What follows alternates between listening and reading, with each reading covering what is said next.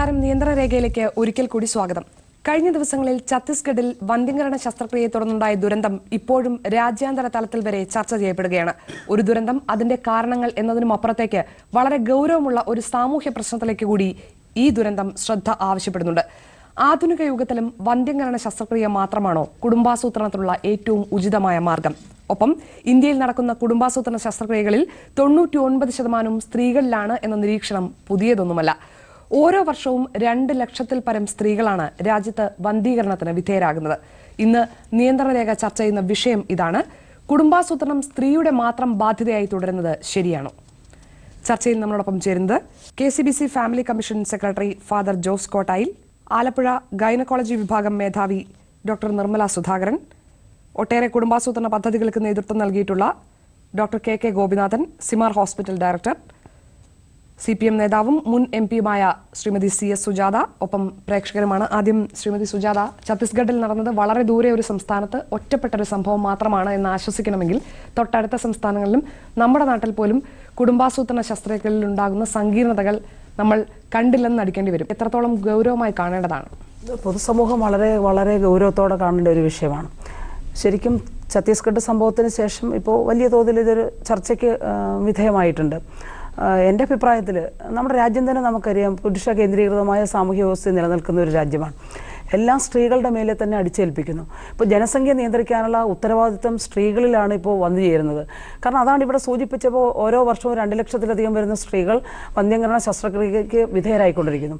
ഇപ്പോൾ ഛത്തീസ്ഗഡിലെ തന്നെ നമുക്ക് എടുത്തു നോക്കിയാൽ വളരെ സാധുക്കളായിട്ടുള്ള സ്ത്രീകൾ, ശരിക്കും ആദിവാസി മേഖലയിലൊക്കെ ജീവിക്കുന്ന സഹോദരിമാർ, ഇപ്പോൾ 29 വയസ്സിന് താഴെയുള്ള സ്ത്രീകളാണ് കൂടുതലും അതിന് വിധേയരായിട്ടുള്ളത്.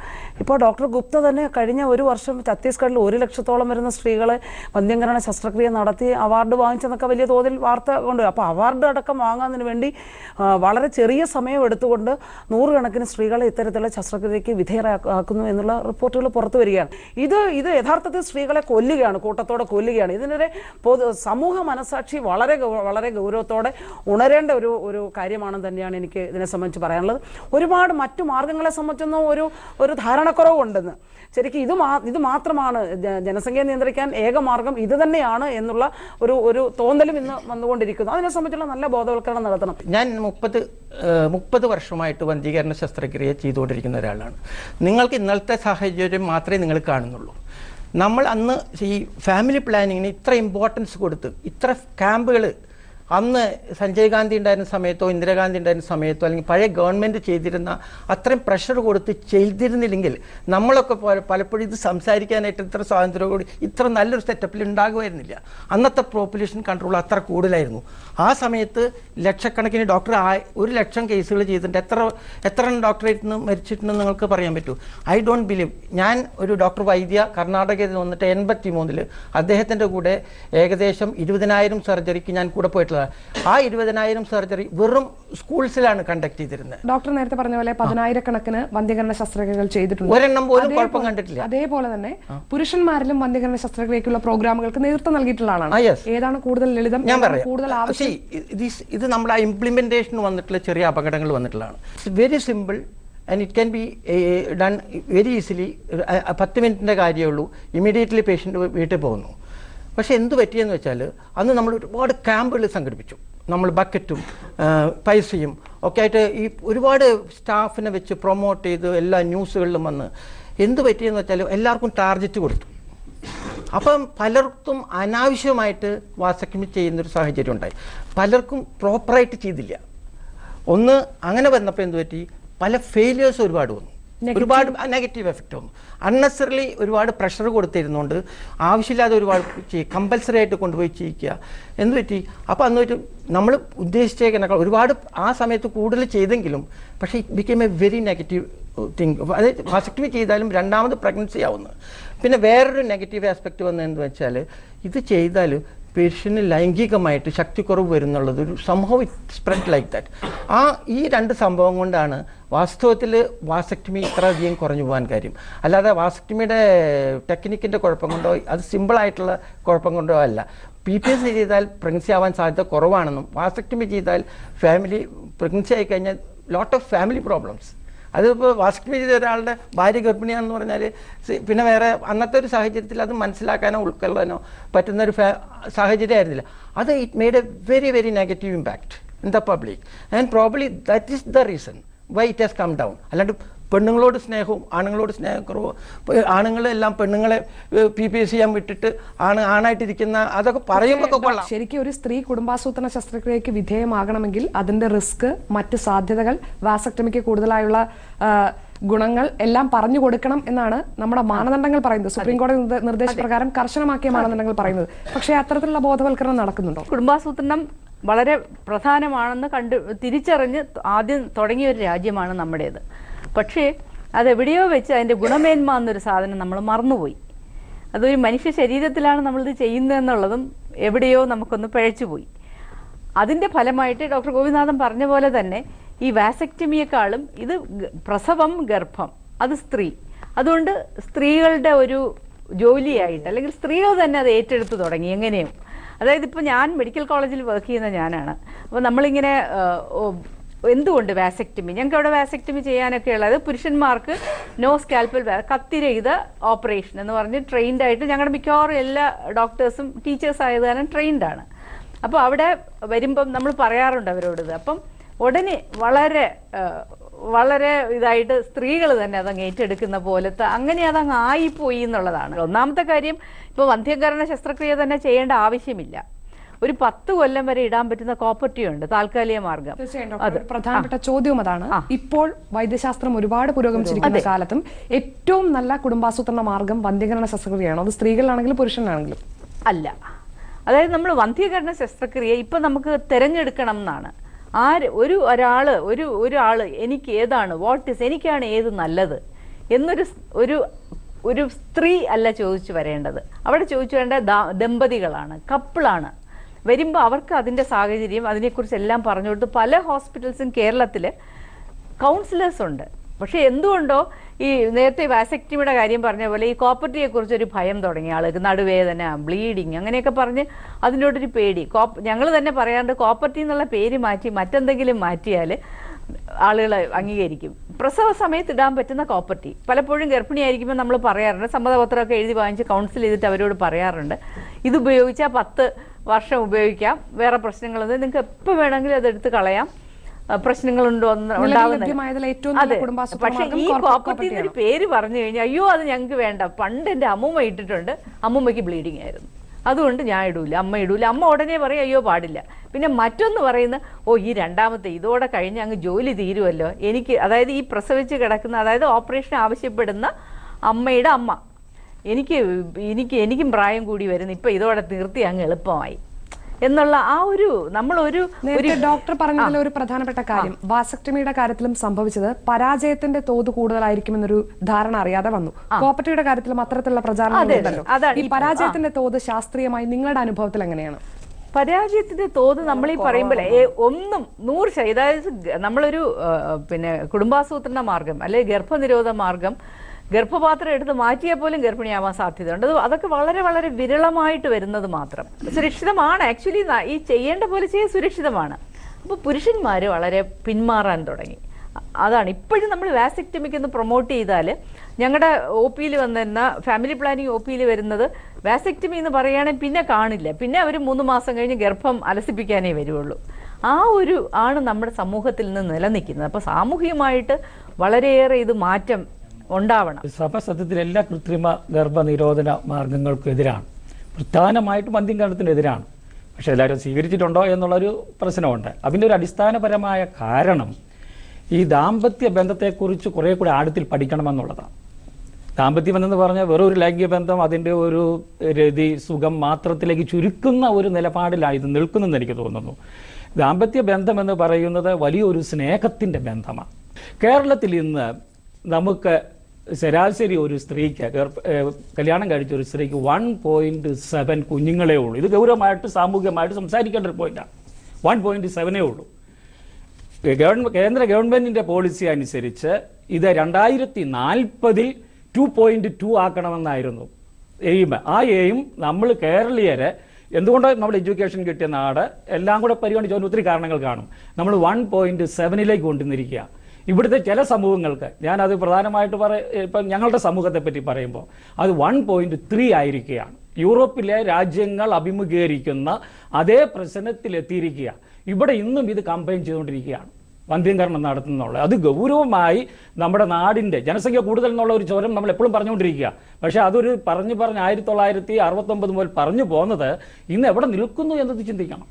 അപ്പോൾ സാമൂഹികമായിട്ട് വരുമ്പോൾ ഇന്ന് ഏതാണ് പ്രോത്സാഹിപ്പിക്കേണ്ടത്? സ്വാഭാവിക കുടുംബ സംവിധാന മാർഗ്ഗം ഉപയോഗിക്കണം എന്ന് പറയുന്നു. എനിക്ക് ഒത്തിരി സുഹൃത്തുക്കളുണ്ട്, ഡോക്ടേഴ്സ്, യങ് ഡോക്ടേഴ്സ്. ഇന്നും നമ്മുടെ നാട്ടിൽ അത് പഠിപ്പിക്കുന്നില്ല. അത് പറയുമ്പോൾ ഇത് ഇറ്റ് ഈസ് നോട്ട് പ്രാക്ടിക്കൽ. ഒരു പല്ലവി ഉണ്ടല്ലോ, taken for grand, it's an easy thing, sterilization. അതിനപ്പുറത്ത് ധാർമ്മികമായും ഈ മനുഷ്യബന്ധം വളർത്തുകയും സ്നേഹം വളർത്തി, ഞാൻ പറഞ്ഞ ബുദ്ധിമുട്ടുണ്ട്, കള്ളൊക്കെ കുടിച്ചു വരുന്ന ആളുകൾ ഒത്തിരി ഉദാഹരണങ്ങൾ പറയുമായിരിക്കും. ആ ഒരു വിവാഹത്തെക്കുറിച്ചും കുടുംബജീവിതത്തെക്കുറിച്ചുമുള്ള വ്യക്തമായ ഒരു കാഴ്ചപ്പാടിൽ പോകുന്ന ഒരു തീരുമാനം എടുക്കുന്നതിന് നമ്മൾ ഇന്ന് പ്രോത്സാഹിപ്പിക്കുന്നില്ലെങ്കിൽ അതിനു വേണ്ടി മുടക്കുന്നുണ്ടോ? അപ്പം സ്ത്രീയാണ് ഇതെല്ലാം ചെയ്യേണ്ടത്. അവളുടെ ജോലിയാണ് ഈ ജനസംഖ്യ നിയന്ത്രിക്കേണ്ടത്, അല്ലെ കുഞ്ഞുങ്ങളെ നന്നായി നോക്കേണ്ടത്. ബാക്കിയെല്ലാം സ്ത്രീയുടെ ചുമതലയിലേക്ക് മാത്രം ഒതുക്കി നിർത്തിക്കൊണ്ട് രക്ഷപ്പെടുന്ന ഒരു ചർച്ചയാണ് ഇപ്പോൾ ഇവിടെ നടക്കുന്നത്. അപ്പോൾ പുരുഷന് ഇതിൽ യാതൊരു റോളും വേണ്ട. അപ്പോൾ ഇപ്പം പറയല്ലോ ചിലതൊക്കെ പരാജയമാണ്, കുഴപ്പമാണ്, അതുകൊണ്ട് വേണ്ട, നിങ്ങളതെല്ലാം അങ്ങ് ചെയ്തു, അങ്ങനെ തെളിവിടുന്നതിൻ്റെ ഭാഗമായിട്ടാണ് ഇതെല്ലാം വരുന്നത്. ഇതൊക്കെ നടത്തുന്നതിന് മുമ്പായിട്ട് ഈ ജനങ്ങൾക്ക്, ഈ സാധാരണക്കാർ, ഈ നമ്മുടെ സമൂഹത്തിൽ എത്രയോ ജനങ്ങൾക്ക് വിദ്യാഭ്യാസം ഉള്ളവരുണ്ട്, അല്ലെങ്കിൽ വിദ്യാഭ്യാസം ഇല്ലാത്തവരുണ്ട്. ഇങ്ങനെയുള്ള വരുന്ന ഈ ആളുകൾക്ക് നല്ലൊരു വിദ്യാഭ്യാസം, ഇതിനെക്കുറിച്ച് ഒരു പരിജ്ഞാനം കൊടുത്തിട്ട് നടത്തുന്നതല്ലേ ഏറ്റവും നല്ല. ആരോഗ്യ വകുപ്പിന്റെ ഒരു സിസ്റ്റം തന്നെ അങ്ങനെയാണ്. ഒരു ഏറ്റവും താഴത്തെ ലെവലിൽ നമുക്ക് പ്രൈമറി ഹെൽത്ത് സെന്റർ ഉണ്ട്, അതിന്റെ കീഴിൽ സബ് സെന്റർ ഉണ്ട്, പിന്നെ വീട്ടിൽ പോയി ഇതെല്ലാം ചെയ്യാനായിട്ട് JPHN, ആശ, അങ്ങനെ നല്ലൊരു സിസ്റ്റം ഉണ്ട് നമുക്ക്.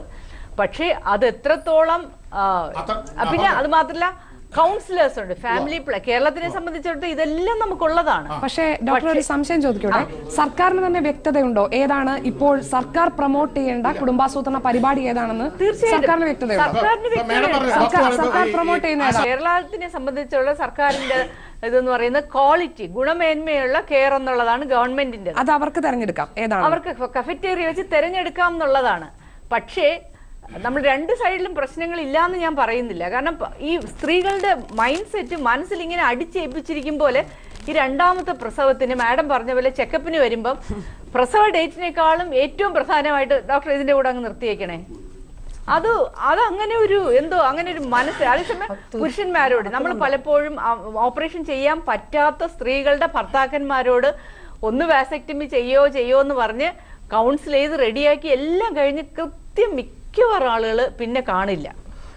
പറഞ്ഞാലും അതെന്ന് വെച്ചാൽ എന്ത് വാസക്ടമി, പുരുഷന് നമ്മുടെ ഹോസ്പിറ്റലിലും എല്ലാം ഒരു സൂചി മതി, അത്ര പോലും ഒരു സൂചി, ഒരു കത്തി മുറിക്കേണ്ട ഒന്നും വേണ്ട. അത്ര ലളിതമാണ് ഈ വാസക്ടമി എന്ന് പറയുന്നത്. സ്ത്രീകളോട് പറഞ്ഞാലും വേണ്ട, എന്റെ ചേട്ടൻ പണിക്ക് പോകുന്നതാണ്, ചേട്ടന് പിന്നെ പണി ചെയ്യാൻ പറ്റില്ല എന്ന് പറഞ്ഞാൽ അവര് തന്നെ അങ്ങ് ശിരസാവഹിക്കും. പക്ഷെ പല ചേട്ടന്മാരും ഇത് പറയുമ്പോ പുറകിലോട്ട് വലിയും. ഒരാളെ കുറ്റം പറയാതെ ആണുങ്ങൾ ഇങ്ങനെ വാസക്ടമി ചെയ്യുന്നില്ലെന്ന് പറയാതെ അവർക്ക് ചെയ്യാവുന്ന വളരെ സിമ്പിൾ ആയിട്ട് ചെയ്യാവുന്ന ഒരു കാര്യമാണ് ഇത്. നമ്മൾ പറഞ്ഞ് അവയർനെസ് കൊടുക്കണം, അതിന് യാതൊരു കൺഫ്യൂഷൻ അതില്ലാണ് യാതൊരു ബോധവൽക്കരണം ഈ കാര്യത്തിലില്ല. ഭാര്യ ഗർഭിണിയാകുമ്പോൾ തന്നെ പറയും, നാളെ ഞാൻ അത് നിർത്തിക്കൊള്ളാം, നിങ്ങൾ പണിക്ക് പോകാനുള്ള, തെങ്ങി കയറാനുള്ള, മരത്തിൽ കയറാനുള്ള, വരവ് വെട്ടുന്ന ആളാണ്, തീർച്ചയായിട്ടും കൃഷിപ്പണിക്ക് പോകുന്നുള്ള, അതുകൊണ്ട് നിങ്ങൾ ചെയ്തു കഴിഞ്ഞാൽ തീർച്ചയായിട്ടും ഞങ്ങൾക്ക് ജീവിക്കാൻ വയ്യാത്ത അവസ്ഥവിശേഷം, ഞാൻ മരിച്ചാലും വേണ്ടില്ല, ഞാൻ കിടന്നാലും വേണ്ടില്ല, തീർച്ചയായിട്ടും ഞാൻ തന്നെ ചെയ്തു കൊള്ളാം എന്നുള്ള ആ ഒരു തെറ്റായ അറിവില്ലായ്മയുടെ. ഏതാണ് നല്ലത്, ആർക്ക് കൂടുതൽ സ്ട്രെസ് കൊടുക്കണം, ഏതാണ് കൂടുതൽ ആ ഒരു കാര്യം മാത്രമേ നമ്മൾ പറയേണ്ട കാര്യമുള്ളൂ. ഇതിപ്പോ നമ്മൾ അടുക്കളപ്പണി ചെയ്യുന്ന സ്ത്രീകളെല്ലാം എത്ര കോലം ചെയ്യുന്ന, അടുക്കളപ്പണി പെണ്ണുങ്ങളൊക്കെ ഭയങ്കര സഫർ ചെയ്യുന്നു, അത് പ്രൊമോട്ട് ചെയ്യുന്നു പറഞ്ഞിട്ട് വല്ല കാര്യമുണ്ടോ? എന്നിട്ട് ഈ പറയുന്ന ആരെങ്കിലും ആണുങ്ങൾ അടുക്കളയിൽ പോയി ചെയ്യാറുണ്ടോ? അത് അത്രേ ഉള്ളൂ. വേറെ പല സാഹചര്യം പ്രസവത്തോട് മാറ്റാൻ നമ്മൾ ശ്രമിക്കാത്ത എന്തുകൊണ്ടാണ്? അപ്പൊ പിന്നെ ഒരു കാര്യം പ്രൊമോട്ട് ചെയ്യാൻ ഒരു കാര്യം എന്താ വെച്ചാൽ, പ്രസവത്തോടുകൂടി പ്രസവം കഴിഞ്ഞ് കഴിഞ്ഞാൽ കുടത്തോട് ചെയ്യുന്ന ഓപ്പറേഷന് ഒരു അഡ്വാൻറ്റേജ് എന്താ വെച്ചാൽ അവർക്ക് പ്രത്യേകിച്ച് റെസ്റ്റിന്റെയോ കൂടുതലോ കാര്യങ്ങൾ വേണ്ട. അപ്പൊ പ്രൊമോട്ട് ചെയ്യാനായിട്ട് കൂടുതൽ നല്ലത് ഏതാണ്, ഇനി പ്രോത്സാഹിപ്പിക്കപ്പെടേണ്ടത് ഏതാണ്? തീർച്ചയായിട്ടും vasectomy is definitely safe and superior to sterilization. Adivasi മേഖലകളിൽ അവരിൽ പരീക്ഷണം നടത്തി ഈ ഇന്ത്യയിൽ ആയിരക്കണക്കിന് ആദിവാസികൾ മരിച്ചിട്ടുണ്ട്. അപ്പൊ ഇതിനെല്ലാം ഉത്തരവാദികൾ ഇവിടുത്തെ മുഖ്യധാര രാഷ്ട്രീയ പ്രസ്ഥാനങ്ങളാണ്. ഫാമിലി ഇപ്പൊ ഭർത്താവും ഭാര്യയും കൂടിയാണ് ഡോക്ടറെ കാണാനായിട്ട് വരുന്നത്. ഇങ്ങനെ പ്രസവം വന്ധീകരണ ശസ്ത്രക്രിയ നടത്തുന്നത് വരേണ്ടത് വരുന്നില്ല. അപ്പം വരുമ്പോ ഇപ്പൊ പറയുന്നുണ്ട് ഭാര്യ പ്രസവിച്ചു കഴിയുമ്പോ ഏതായാലും ഭർത്താവ് പറയുന്നു പെട്ടെന്ന് ഇപ്പൊ ഈ പ്രസവത്തോടനുബന്ധിച്ച് തന്നെ ഈ പ്രസവം നടത്തണമെന്ന് പറയുന്നു.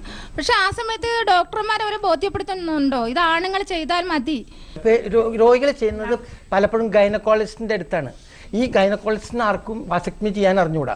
ഓൺലി പ്രൊമോട്ട് 99% അറിഞ്ഞൂടാ. മിക്കവാറും ഗൈനക്കോളജിസ്റ്റിലെ ഫീമെയിൽസ് ആണ്. അപ്പോൾ ഈ പുരുഷന്മാർക്ക് നമ്മൾ ഓപ്പറേഷൻ ചെയ്യണമെന്ന് പറയാൻ മടിക്കുന്നവരുണ്ട്. എൻ്റെ ഹോസ്പിറ്റലാണെങ്കിൽ ഇപ്പോൾ 2 മെയിൽ ഗൈനക്കോളജിസ്റ്റ് ഉണ്ട്. ഏറ്റവും കൂടുതൽ അവരാണ് ചെയ്യുന്നത്. ഫീമെയിൽസ് ട്രെയിൻഡ് ആണെങ്കിൽ പോലും അവർ മടി പറയും. ഈ പുരുഷന്മാരൊരു മടി പറയും. ഒരു സ്ത്രീ ഡോക്ടർ ഞങ്ങളെ ഓപ്പറേഷൻ ചെയ്യാൻ ഒരു മടി പറയും.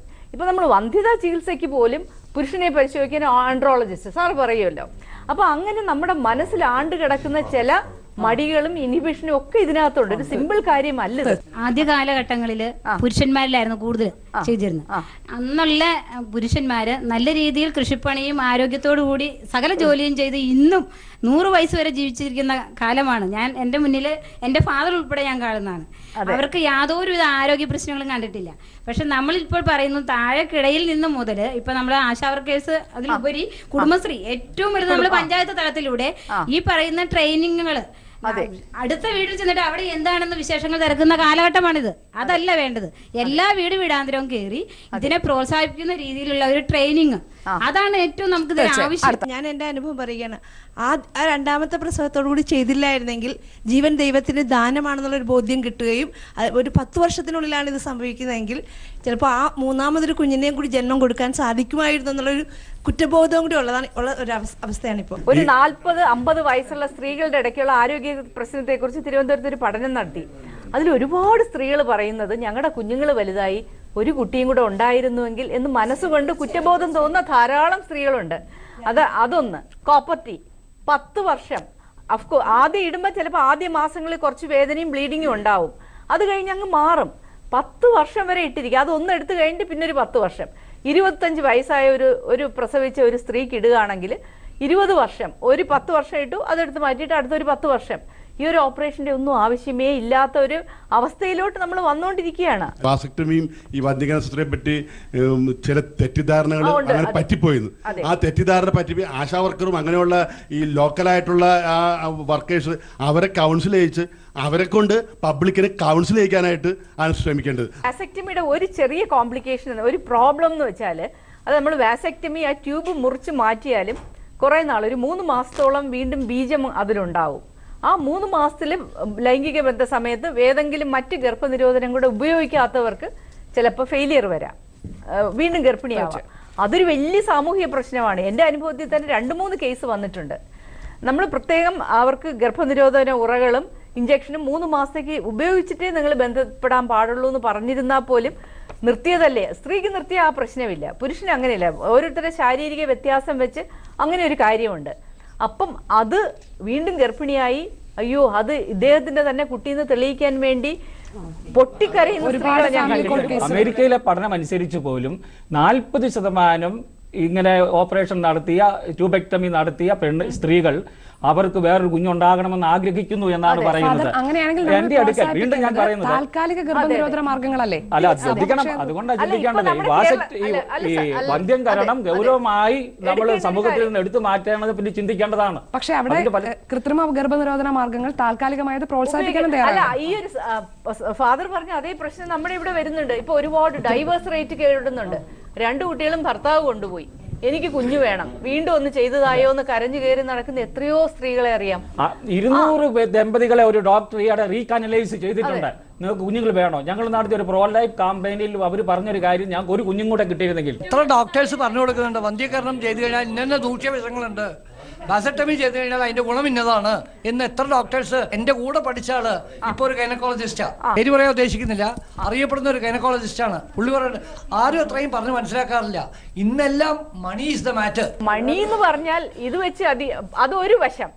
എല്ലാരും നമ്മുടെ കേരളത്തിലെ സിസ്റ്റം നമുക്കുണ്ട്. അത് ഡോക്ടർമാര് 200 രോഗികളെ ഒരു ദിവസം നോക്കുന്ന ഒരു ഡോക്ടർക്ക് ചിലപ്പോൾ ഇതെല്ലാം വിശദമായിട്ട് പറയാൻ പറ്റില്ല.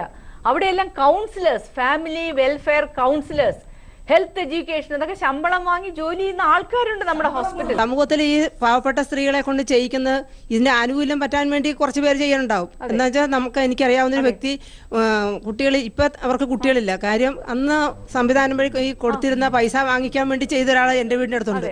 ഒരു സ്ത്രീ ഗർഭിണിയാണെന്ന് വരുമ്പോൾ അവരെ പരിശോധനയ്ക്ക് വരുമ്പോൾ ദമ്പതിമാരെ ഇരുത്തിക്കൊണ്ട് തന്നെ ഈ വാസാക്ടിമയും അതുപോലെ ശസ്ത്രക്രിയയും വന്ധ്യംകരണ ശസ്ത്രക്രിയയും വ്യക്തമായിട്ട് പറഞ്ഞു മനസ്സിലാക്കി കൊടുത്തെങ്കിൽ മാത്രമേ അത് പുരുഷന് ആ രീതിയിലേക്ക് വരാൻ സാധിക്കൂ. ഉണ്ടാവില്ല എന്നുള്ളത് തന്നെ തെളിവ് ഞാനാണ്. എനിക്ക് 95 പ്രസവം നിർത്തിയിട്ട് 98 വീണ്ടും പ്രസവിച്ച ആളാണ് ഞാൻ. സിസേറിയനോടുകൂടി പ്രസവം നിർത്തിയിട്ട് പിന്നെ വീണ്ടും ഞാൻ തന്നെ വിധേയാണ്. അതൊരു സാധാരണ സംഭവമാണ്. ഫെയിലിയർ റേറ്റ് നമ്മളെ സമ്മതപത്രത്തില് മുഴുവൻ വായിച്ചു നോക്കാതെ എവിടെയെങ്കിലും ഒരു ഒപ്പിടും. ഞാൻ വെളിയിൽ വർക്ക് ചെയ്തിട്ടുള്ള ഒരാളാണ്. ആ ആശുപത്രിയിൽ വന്ന് ചോദിക്കുന്ന ആദ്യത്തെ ചോദ്യം, doctor what is the best thing that is suitable for me? ഞാൻ എന്റെ അടുത്ത് വരുന്ന സ്ത്രീകളോട് പറയുന്നുണ്ട്, നിങ്ങളുടെ ശരീരത്തിലാണ് ഇത് ചെയ്യുന്നത്, നിങ്ങൾക്ക് എന്താ ഒന്ന് ചോദിച്ചാല് അതെങ്ങനെ ചോദിക്കും ഡോക്ടറെ? സ്ത്രീയെ അങ്ങനെ നമ്മൾ സജ്ജരാക്കുന്നില്ല, അത് നമ്മുടെ സമൂഹത്തിന്റെ കുഴപ്പം തന്നെയാണ്. ഞങ്ങൾക്ക് സ്ത്രീകളുടെ ഭാഗത്തുനിന്ന് പറയാനുള്ള, ഇനിയെങ്കിലും സ്ത്രീകളെ പുരുഷന്മാരെ ബോധവൽക്കരിക്കണം. ഈ സമൂഹത്തിൽ സ്ത്രീകൾ മാത്രമല്ല ഇതിന് വിധേയരാകേണ്ടത്, പുരുഷന്മാരും അതിന് അർഹതപ്പെട്ടവരാണെന്ന് അവരെ ബോധ്യപ്പെടുത്താനായിട്ട് ഡോക്ടർമാര് മാത്രമല്ല നമ്മളും അതിന് ഉത്തരവാദപ്പെട്ടവരാണ് ബോധവൽക്കരിക്കാൻ. ഞങ്ങള് സമൂഹം ഞങ്ങളത് വേണ്ട രീതിയിൽ കൈകാര്യം ചെയ്യും. അതുപോലെ ഡോക്ടർമാരും തീർച്ചയായും അതൊരു പ്രധാനപ്പെട്ട ചോദ്യം. സ്ത്രീ പുരുഷൻ അല്ല, അവിടെ ഒരു ദമ്പതികളാണ്. ഞാനും നീയും എന്നുള്ളത് മാറി ഞങ്ങളുടെ കുടുംബം, നമ്മുടെ കുടുംബം നമ്മൾ എങ്ങനെ പ്ലാൻ ചെയ്യണം, നമുക്ക് എന്ത് വേണം, അതാണ്. സമഗ്രമായ നന്മ നോക്കുന്ന ഒരു കാഴ്ചപ്പാടുണ്ടാകണം. വെറും ഭൗതികമായ, അതാണ് അവരുടെ പ്രധാനപ്പെട്ട ലക്ഷ്യം, മാത്രമേ നോക്കുന്നുള്ളൂ. ഇന്ന് രൂപപ്പെടുത്തുന്ന നിയമങ്ങൾ മുഴുവനും മനുഷ്യന്റെ നന്മയ്ക്ക് എന്തുമാത്രം ഉപകാരപ്പെടുന്നു, അവന്റെ സമഗ്രതയെ എന്തുമാത്രം പരിഗണിക്കുന്നു എന്ന് നോക്കുന്നില്ല. പണത്തിന് കൊടുക്കുന്ന മൂന്ന് കാര്യങ്ങളാണ് നമുക്കിപ്പോൾ ചെയ്യാനുള്ളത്. നമ്മൾ മറന്നുപോയത് എന്ന് പറയാൻ വേണമെങ്കിൽ, അല്ലെങ്കിൽ നമ്മൾ വിസ്മരിച്ചു പോയ ഒരു കാര്യം എന്താണെന്ന് വെച്ചാൽ, വാസക്ടമി ഇതിനേക്കാളും വളരെ എളുപ്പവും സിമ്പിളായിട്ട് ചെയ്യാവുന്ന ഒരു കാര്യമാണെന്നുള്ള പ്രൊമോട്ട് ചെയ്യാനായിട്ടുള്ള ഒരു കാര്യം നമുക്ക് വീണ്ടും അത് എടുത്ത് പ്രൊമോട്ട് ചെയ്യാനുള്ള ഒരു സാഹചര്യം നമുക്ക് വന്നു. ഒന്ന്. രണ്ടാമത് സ്ത്രീകൾക്ക് ചെയ്യാവുന്ന കാര്യങ്ങൾ ഇതിനും വളരെ എളുപ്പത്തിൽ ചെയ്യാവുന്നതുമായിട്ടുള്ള പുതിയ ഒരുപാട് മാർഗങ്ങൾ വന്നിട്ടുണ്ട്. അപ്പോൾ നമുക്ക് അപകടം പിടിച്ച കാര്യങ്ങൾ കഴിയുന്ന ഒഴിവാക്കിയിട്ട് കൂടുതൽ സിമ്പിളായിട്ടുള്ള മെത്തേഡ്സ് ഉപയോഗിക്കാനുള്ള ഒരു പ്രൊമോഷൻ ടേക്കപ്പ് ചെയ്യാനായിട്ടുള്ള ഒരു ഇൻസിഡൻ്റ് ആയിട്ട് ഇതിനെ കണക്കാക്കി, പോസിറ്റീവായിട്ട് കണക്കാക്കി ചെയ്യേണ്ട ഒരു സാഹചര്യം ഇതുകൊണ്ട് വന്നിട്ടുണ്ടായിരുന്നെന്നാണ് എൻ്റെ ഒരു അഭിപ്രായം. തീർച്ചയായിട്ടും നമ്മൾ ഇനി മുന്നോട്ട് പോകേണ്ടത് എങ്ങനെ, അത് വളരെ പ്രധാനമാണ്. ഈ പറയുമ്പോൾ അത് ഒറ്റമൂലിയില്ല ഇതിന്. കുടുംബാസൂത്രണമല്ല, ഇപ്പോൾ കുടുംബക്ഷേമമാണ്. കുടുംബക്ഷേമത്തിൽ ഒരു സ്ത്രീ വിധേയയാവുമ്പോൾ രാജ്യത്തിനും കൂടെ വേണ്ടിയിട്ടാണ് അവൾ ചെയ്യുന്നത്. ആ വില അവൾക്ക് കൽപ്പിക്കപ്പെടണം. അത്രയും സീരിയസോടുകൂടെ അത് ചെയ്യണം. അത് ചെയ്യാത്തവരെ ചെയ്യിപ്പിക്കാനുള്ള ഇച്ഛാശക്തി അധികാരികൾക്ക് ഉണ്ടാവണം. എന്നാൽ മാത്രമേ അതിനുള്ള കാലാകാലങ്ങളിലെ സൊല്യൂഷൻ നടക്കണം. ഈ പറയും പോലെ കൗൺസിലിംഗ് ഒക്കെ നടക്കുന്നോ എന്നൊക്കെയുള്ളത് ഉറപ്പ് വരുത്തേണ്ടിയിരിക്കുന്നു. ഇത് പോരാ. ഇന്നത്തെ ഒരു കാലത്ത് നമ്മൾ 21-ാം നൂറ്റാണ്ടിലാണ് നിൽക്കുന്നത്. ഇവിടെ ഈ നിലയിൽ പോരാ സർക്കാർ ഇടപെടുന്നത്. അപ്പൊ സർക്കാരിന്റെ ഇടപെടൽ, പൊതുസമൂഹത്തിന്റെ ഇടപെടൽ, ഇതിന്റെ എല്ലാം ഫലമായി സ്ത്രീയും സ്വയം ശാക്തീകരിക്കണം. തന്നിലാണ് ഇതെല്ലാം പരീക്ഷണം നടത്തുന്നത്. എല്ലാ പരീക്ഷണത്തിനും താൻ വിധേയമാകുന്നു. അതുകൊണ്ട് വീണ്ടും വീണ്ടും തന്നെ ചവിട്ടി താഴ്ത്തിക്കൊണ്ടിരിക്കുകയാണ്. അതുകൊണ്ട് പ്രതികരിക്കുക തന്നെ വേണം. ഏറ്റവും മികച്ച മാർഗം ഏതാണെന്നുള്ളതിനെ കുറിച്ചുള്ള നല്ല ബോധവൽക്കരണവും നടത്തണം. അത് ചെയ്യാത്തിടത്തോളം കാലം, അല്ലെങ്കിൽ നമ്മളിങ്ങനെ പറഞ്ഞു പോയിട്ടൊന്നും ഒരു കാര്യമില്ല. അതുകൊണ്ട് ഈ ഒരു പശ്ചാത്തലത്തിൽ വളരെ സമഗ്രമായിട്ടുള്ള ഒരു തീരുമാനത്തിൽ എത്തിക്കൊണ്ട് തന്നെ വേണം നമുക്ക് മുന്നോട്ട് പോകാൻ. നിസ്സാരമായ കാര്യമല്ല, എല്ലാ കുടുംബത്തെയും ബാധിക്കുന്ന, എല്ലാവരും അറിയേണ്ട വിഷയമാണ് കുടുംബാസൂത്രണം. ഛത്തീസ്ഗഡ് ഒരു പാഠമാകേണ്ടത് ഇത് തന്നെയാണോ, വന്ധ്യംകരണ ശസ്ത്രക്രിയകൾ തന്നെയാണോ നിലവിലുള്ളതിൽ ഏറ്റവും ഉചിതവും ഏറ്റവും നല്ലതുമായ കുടുംബാസൂത്രണ മാർഗം എന്നുള്ള ഗൗരവമായ ചോദ്യത്തിലേക്ക് സർക്കാർ ഏജൻസികളുടെ ശ്രദ്ധ വരണം എന്നുള്ളതിലാണ് ഒന്നാമത്തേത്. രണ്ടാമത്തേത്, ഉചിതമായ കുടുംബാസൂത്രണ മാർഗം ഏത് എന്ന് തീരുമാനിക്കേണ്ടത് സർക്കാരുകളും ഏജൻസികളും മാത്രമല്ല, വ്യക്തിപരമായ അവകാശം കൂടിയാണ് എന്ന് സ്ത്രീകളടക്കമുള്ളവർ തിരിച്ചറിയണം. കുടുംബാസൂത്രണം സ്ത്രീകളുടെ മാത്രം ബാധ്യതയല്ല എന്ന പൊതുവികാരം പങ്കുവച്ചുകൊണ്ട് നിയന്ത്രണ പൂർണ്ണമാകുന്നു. നമസ്കാരം.